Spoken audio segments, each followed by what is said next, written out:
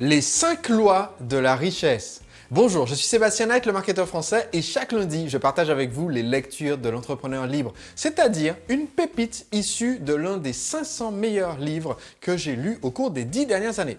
Aujourd'hui, j'aimerais vous parler d'un livre qui est une des fondations du monde de la finance personnelle, un des livres les plus vendus au monde dans le secteur, un livre qui est également maintenant dans le domaine public, donc que vous pouvez le trouver probablement gratuitement sur Internet en PDF, et sinon qui coûte à peine quelques euros sur Amazon. Il s'agit d'un des meilleurs livres, je vous l'ai dit, sur la finance personnelle, et ce livre s'intitule « L'homme le plus riche de Babylone ».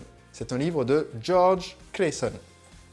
La version que j'ai, c'est une version anglaise, donc quand je vais citer des passages, je vais vous les traduire à la volée, je ferai de mon mieux. Dans ce livre, l'auteur utilise une fable, c'est-à-dire une histoire avec un message, pour nous transmettre des clés pour mieux gérer notre argent et atteindre la liberté financière. L'histoire du livre se situe dans l'ancienne Babylone, dans l'Antiquité, qui était réputée pour être l'une des villes, sinon la ville la plus riche de l'histoire à son époque. Et l'auteur nous raconte l'histoire en fait d'un groupe d'amis, un travailleur qui fabrique des chariots, un musicien qui est sans le sou et qui se rendent compte qu'un de leurs amis est devenu l'homme le plus riche de Babylone.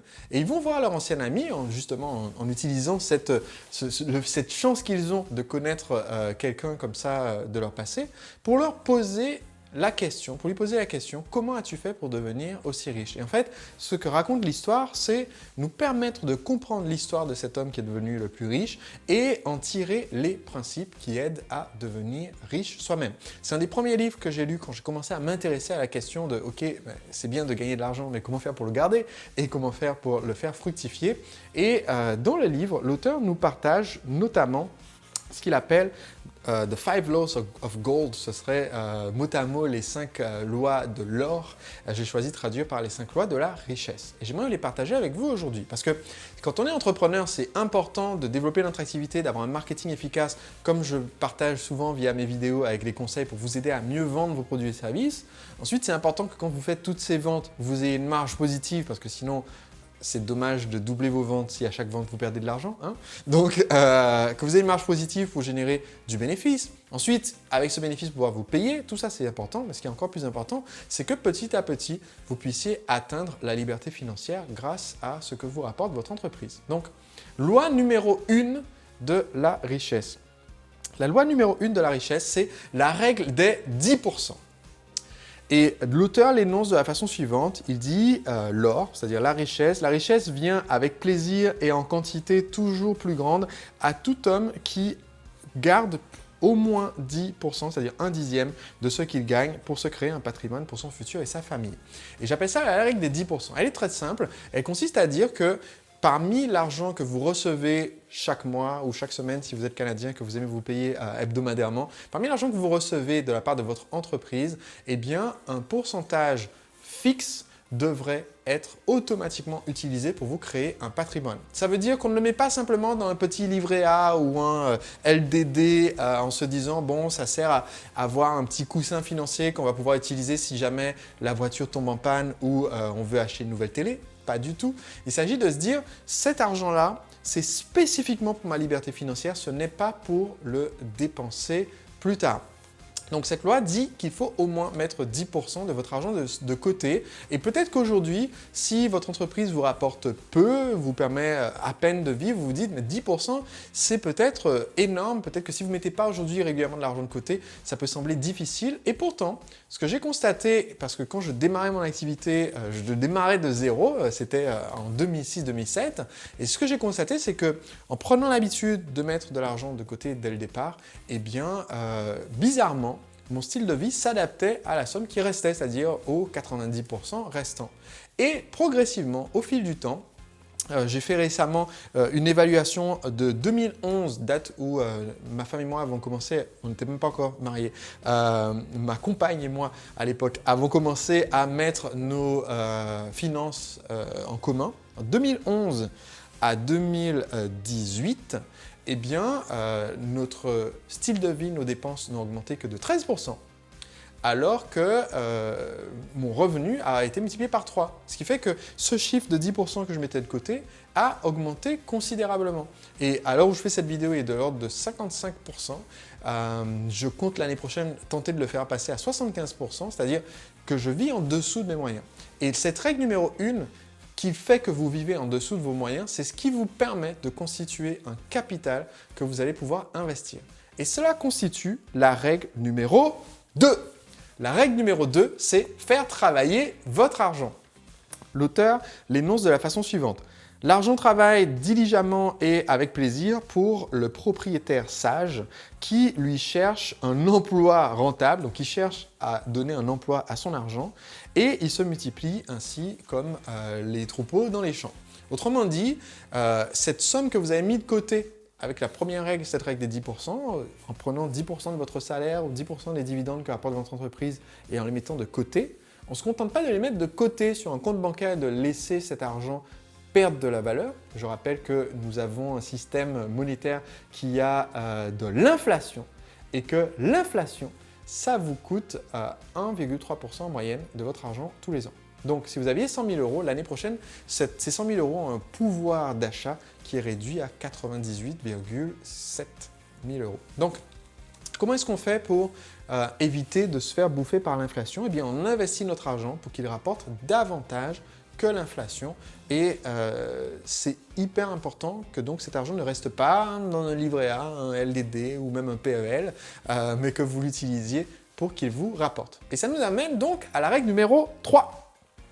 La règle numéro 3, c'est la règle du conseil sage. Ce que dit l'auteur, c'est que l'or, alors je vais essayer de traduire ce mot, donc c'est que l'or s'accroche à... Non, l'or aime être sous la protection d'un propriétaire prudent qui l'investit sous les conseils d'hommes qui sont sages dans la gestion de leur fortune. Autrement dit, si vous n'y connaissez rien en matière d'investissement, la plus grosse erreur que vous pourriez faire, c'est d'investir tout de suite. Ce que vous devriez faire au lieu de cela, c'est aller chercher cette information auprès de personnes qui sont sages en matière d'investissement. Autrement dit, auprès de personnes qui ont déjà atteint l'objectif financier que vous recherchez. Et quand je parle d'objectif financier, attention, je ne parle pas ici de générer du chiffre d'affaires, je ne parle pas ici non plus de gagner beaucoup, je parle carrément de liberté financière. Autrement dit, d'avoir suffisamment de capital pour avoir, avec les résultats de nos investissements, pouvoir vivre là-dessus. Autrement dit, vous ne devez pas chercher les conseils en matière d'investissement auprès de personnes qui gagnent beaucoup, mais auprès de personnes qui ont investi beaucoup avec des résultats. C'est très très différent. C'est la différence entre chercher quelqu'un qui a un robinet ouvert avec beaucoup d'argent qui coule via ce robinet ou chercher quelqu'un qui a déjà une piscine remplie. Et c'est pas du tout la même chose. Donc, très important, ma chaîne YouTube et mes conseils sont des conseils de marketing pour vous aider à développer votre entreprise et devenir un entrepreneur libre. C'est pour cela que je ne vous dirai pas que pour ce troisième point, je vous dirai qu'il y a beaucoup de chaînes YouTube, beaucoup de livres, dont certains que j'ai chroniqués sur ma chaîne, qui sont très intéressants en termes d'investissement. Je recommande notamment celui-ci, L'homme le plus riche de Babylone. J'ai déjà parlé dans d'autres vidéos, d'autres livres en matière d'investissement, comme le livre L'investisseur intelligent, qui est une des ressources utilisées par Warren Buffett lui-même, parce que c'est écrit par un de ses mentors. J'ai parlé aussi du livre d'Olivier Seban, Tout le monde mérite d'être riche. Oui, je crois que c'est ça le titre. Donc, voilà, je vous recommande plutôt d'aller voir ces auteurs qui sont spécialisés dans l'investissement pour aller chercher comment investir, si vous souhaitez investir en bourse, si vous souhaitez investir dans l'immobilier, si vous souhaitez investir dans des entreprises, des startups, devenir angel investor. Ce sont des sujets qu'il vaut mieux approfondir avec des experts qui sont spécialisés là-dedans. Ma chaîne n'est pas une chaîne spécialisée dans l'immobilier, n'est pas une chaîne spécialisée dans la bourse. Je vous pointe dans cette direction parce que c'est important que votre patrimoine soit un patrimoine investi. Mais pour moi, c'est important de savoir écouter les bonnes personnes par rapport à cette question. Ce qui m'amène du coup au point numéro 4. La règle numéro 4, eh bien, c'est c'est encore une fois une règle de prudence, cette quatrième règle de la fortune. Cette règle de la fortune, donc c'est la règle de prudence, numéro 4. Voilà. L'auteur l'énonce de la façon suivante. L'or glisse des doigts des hommes qui les investissent dans des affaires, des entreprises avec lesquelles il n'est pas familier, qu'il ne connaît pas parfaitement et qui ne sont pas approuvés par les personnes expérimentées en la matière. Pour moi, c'est un des points que j'ai déjà abordé dans une de mes vidéos où je vous expliquais les 10 critères quand je lance un nouveau projet pour décider si ça vaut le coup de me lancer ou pas. Un de mes 10 critères, c'est est-ce que ce projet, est-ce que j'ai accès à quelqu'un qui a déjà exécuté un projet similaire et qui a réussi? Et si oui, est-ce que cette personne approuve sur une échelle, sur 9 ou 10 sur 10, approuve à fond que c'est une bonne idée pour moi de faire ça? Autrement dit, imaginons que j'ai un projet, là on parle d'investissement, donc imaginons que j'ai un projet d'investir en bourse, eh bien, est-ce que cette idée d'investir en bourse, je peux trouver une ressource de quelqu'un qui a lui-même déjà obtenu le résultat que je veux? D'accord, ok. Maintenant, une fois que j'ai trouvé cette personne, est-ce que cette personne approuve à 100% ou à 99% ou à 90% l'idée de ce projet? Parce que, premièrement, si je n'ai pas accès à une personne expérimentée, eh bien, dans ce cas-là, j'enfreins la règle numéro 3. C'est-à-dire, je suis en train d'inventer un truc sans savoir ce que je fais et l'argent va me glisser des doigts. Deuxièmement, si j'ai accès à une personne expérimentée et qu'elle me dit « Maintenant, Sébastien, ça serait complètement dingue de se lancer là-dedans », eh bien, je sais que c'est, encore une fois, une occasion pour l'argent de me glisser des doigts. Donc, cette règle de prudence est importante parce que c'est très facile d'être tenté quand on se lance, quand on commence à avoir les premières centaines, les premiers milliers, les premières dizaines de milliers, les premières centaines de milliers d'euros de disponibles grâce à votre entreprise. C'est très tentant de se lancer en se disant « Tiens, on va inventer quelque chose de nouveau parce qu'on est entrepreneur et qu'on est créatif, parce qu'on aime faire des choses nouvelles, parce qu'on trouve que c'est ennuyeux de faire des choses pépères. » C'est très tentant de se lancer dans des opportunités nouvelles qui n'ont pas fait leurs preuves, qui ont la désapprobation de ceux qui savent, en se disant « Tiens, je vais prouver, comme j'ai prouvé avec mon entreprise qu'on pouvait faire un truc nouveau et révolutionnaire, mais je vais prouver avec mon argent qu'on peut faire quelque chose de nouveau et de révolutionnaire. » Et oui, vous allez faire quelque chose de révolutionnaire qui est perdre tout votre argent. Et c'est pas très nouveau. Beaucoup de gens ont fait ça dans l'histoire de l'humanité avant vous et ça serait dommage de se perdre dans ce piège aussi. La cinquième règle de la fortune, c'est la règle de la cupidité. Alors, qu'est-ce que nous dit cette règle? Eh bien, l'auteur nous dit l'argent fuit l'homme qui essaye de le forcer à rapporter un retour sur investissement impossible ou qui suit les conseils des arnaqueurs et des petits malins qui joue de son inexpérience et de ses désirs romantiques en matière d'investissement. Qu'est-ce que ça veut dire? Eh bien, ça veut dire qu'en fait, il y a une technique qui est, si vous vendez des produits ou services, je pense que j'ai déjà mentionné dans des vidéos précédentes, en parlant de comment faire pour que les gens aient confiance dans ce que vous proposez quand vous vendez un produit que vous savez que c'est un produit dont vous savez que c'est un produit de qualité. Et en fait, il faut savoir qu'il y a un certain nombre de choses qui permettent de faire en sorte que les gens vous fassent confiance pour vendre vos produits. Le fait que vous puissiez montrer votre expertise en expliquant votre méthode, le fait que vous puissiez mettre en avant des clients qui ont utilisé votre produit ou service, le fait que votre produit ou service soit visé, recommandé, estampillé par une autorité qui est déjà crédible du point de vue de la personne. Tout ça, ce sont des mécanismes de crédibilité. Mais les arnaqueurs utilisent des techniques qui sont beaucoup plus simples que ça. En fait, si vous voulez faire en sorte que les gens vous croient, eh bien vous n'êtes pas obligé d'être crédible. Vous pouvez vous contenter d'augmenter, augmenter la promesse jusqu'à faire jouer la cupidité des personnes. Et en fait, dans le monde de l'investissement financier, eh bien, on trouve énormément de cela. C'est pour ça que les spams d'arnaque du genre « Bonjour, je suis un prince du Nigeria suite à une guerre civile dans mon pays. J'essaie de m'enfuir avec 25 millions de dollars et je vous donnerai la moitié si vous m'aidez à sortir de cette histoire. » Ce genre de mail d'arnaque qu'on reçoit, qui sont marqués spam en plus par notre outil de gestion d'email, eh bien, ils fonctionnent quand même dans une certaine mesure. Il y a un petit nombre de personnes qui se font avoir pour des arnaques qui sont mais grosses comme le nez au milieu de la figure. Pourquoi? Parce que leur cupidité a pris le pas sur le bon sens.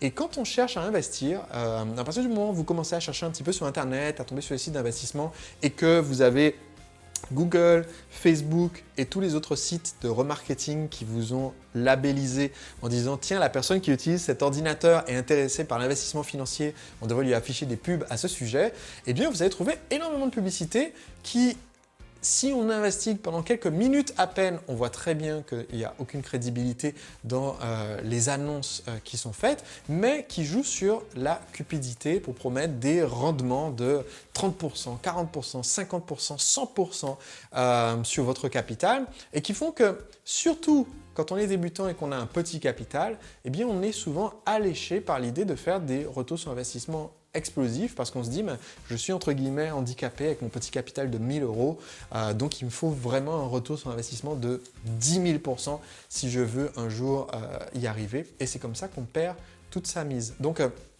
il est très très important d'être attentif à ce point. Et comment est-ce qu'on fait pour être attentif à ce point? Eh bien, c'est premièrement en vous renseignant suffisamment, en lisant les livres, en vous donnant une bonne base en matière de finance, comprendre comment ça fonctionne. Deuxièmement, se concentrer sur la création d'actifs. Et qu'est-ce que c'est qu'un actif? Eh bien, un actif, c'est un bien tangible qui produit du retour sur investissement. Et il produit du retour sur investissement non pas parce que c'est de la spéculation, non pas parce qu'on trouvera quelqu'un de plus bête que nous pour nous le racheter plus tard, mais parce que ce bien, eh bien, nous paye au fur et à mesure. Un appartement que vous allez acheter pour le mettre en location, c'est un actif qui vous crée des loyers.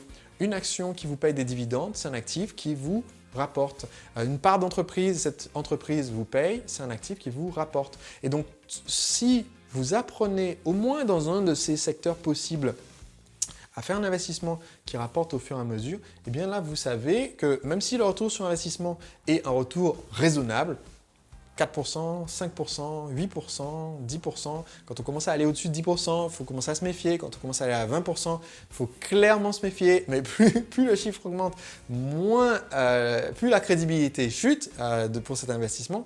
C'est là qu'il faut être très soupçonneux. C'est certain, puisque cette vidéo d'aujourd'hui est une vidéo qui parle d'investissement et de finances personnelles, il y aura probablement dans les commentaires des personnes qui diront « Oui Sébastien, très bonne vidéo, d'ailleurs pour les gens qui regardent, je recommande cet investissement qui rapporte 130% par an ». J'essaierai du mieux que je peux de supprimer ce genre de spam pour éviter que les personnes se fassent avoir, mais il se peut qu'il y en ait dans les commentaires. Donc attention à ce que vous trouvez comme opportunité sur Internet. Pour moi, c'est très important que vous compreniez. Grâce à la lecture de petits livres comme ça, je vous assure, ça se lit en quelques heures. Et le livre en édition de poche fait 140 pages. Vous pouvez le trouver téléchargeable gratuitement sur Internet. Je crois que le site de Michael Ferrari le propose par exemple en PDF. Donc, c'est très important pour moi que vous soyez au clair sur le fait qu'avoir une entreprise et être un entrepreneur libre en termes de notre temps, en termes de où on peut travailler, avec qui on veut travailler, c'est ce qui fait de nous un entrepreneur libre. Une autre dimension qui fait de nous un entrepreneur libre, c'est d'être un entrepreneur libre financièrement. Et ça veut dire gérer nos finances de façon intelligente, de façon à ce qu'on acquiert cette liberté qui fait qu'après, eh bien, on ne travaille plus pour l'argent, on travaille pour le plaisir, pour une mission, pour une passion. On se retrouve lundi prochain pour une prochaine pépite des lectures de l'entrepreneur libre. D'ici là, si vous n'êtes pas abonné pour recevoir cette série de vidéos gratuitement, eh bien, je vous mets un lien juste en dessous de cette vidéo qui vous permet de recevoir gratuitement les vidéos chaque lundi. Et si vous n'avez pas encore lu mon livre « Le secret des entrepreneurs libres », sachez qu'en ce moment, je fais une offre spéciale. J'ai un nombre limité d'exemplaires que vous pouvez recevoir sans rien payer. Tout est expliqué en cliquant le lien ci-dessous si l'offre est encore valide. En tout cas, que l'offre soit encore valide ou non, j'ai en ce moment la possibilité de vous offrir de nombreux bonus si vous passez par le lien qui se trouve sous cette vidéo pour recevoir mon livre « Le secret des entrepreneurs libres ». On se retrouve lundi prochain. À très vite. Techniques que j'ai apprises dans l'un des tout premiers livres de marketing que j'ai lu au tout début de ma carrière en 2007, un des tout premiers livres que j'ai lu pour apprendre à vendre mes services. Et ce livre s'appelle